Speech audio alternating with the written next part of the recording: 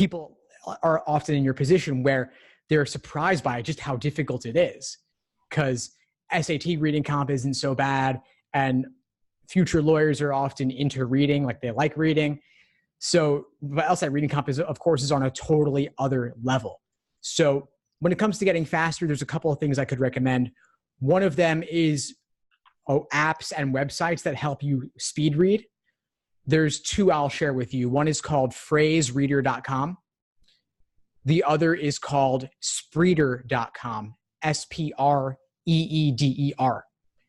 And PhraseReader and Spreeder both are two online tools where you can copy paste text into a field, and it'll display it to you at different speeds. So let's say right now you're reading about 200 words per minute and you want to get up to 350 words per minute.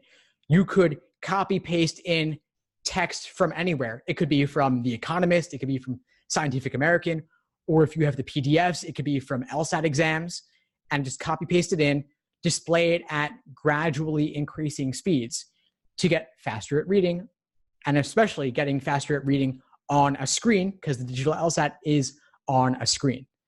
Okay. So that's the number one recommendation I would give you, especially for the digital LSAT, and get used to reading dense text on screen in general. So rather than using books, using PDFs of the exams if you have them, and of course using the ones on LSAC's site as well, the familiarization tool, and getting used to reading on computer screen or on a tablet. If you have a tablet or can get a tablet, obviously that's ideal, at least a little bit, to practice.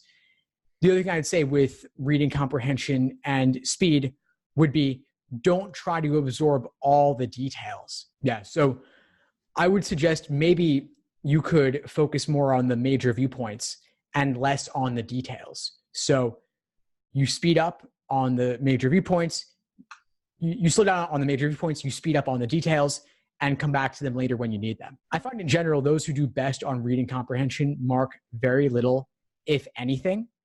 And so I would save the markings for the scratch paper.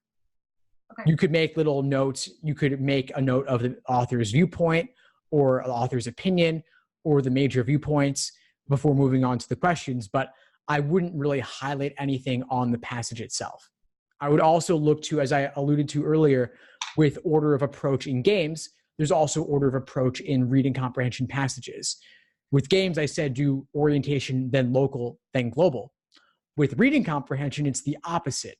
I would do global, then local, then inferential. Global in reading comp means main idea, primary purpose, passage organization, best title for the passage, tone of the passage, author's opinion, things of that nature that are very general, where if you read the passage, that's the one major thing you want to walk away with. Everything else is details you can go back to. But you want to walk away knowing main idea and primary purpose. So you knock those out first. Those are your gimmies. Those are like your orientation questions in logic games. Then you have your local questions where on the paper LSAT, it was line references. They have removed line references for the digital LSAT because on the tablet, you can increase and decrease the text size. So the text is kind of fluid, where a line would not be consistent if you increase or decrease the text size.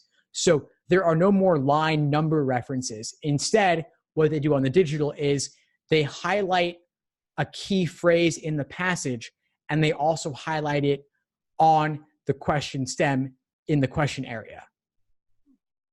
So that's another thing to be aware of, but those are your local questions. And so I would do those next. Okay. And then I would do last the inferential questions, which are questions like, what would the author be most likely to agree with? And then finally, I would do the ones that are more analogous to logical reasoning questions, like parallel or strengthen or weaken, which are the most difficult questions of all on the LSAT, in my opinion, because it's like a combo of LR and RC together. So definitely save those for last. Yeah, I've but seen that a couple of those questions and they were like unbearable. Yeah, definitely save those for last. But that order, I think, will help you build momentum and build confidence as you go.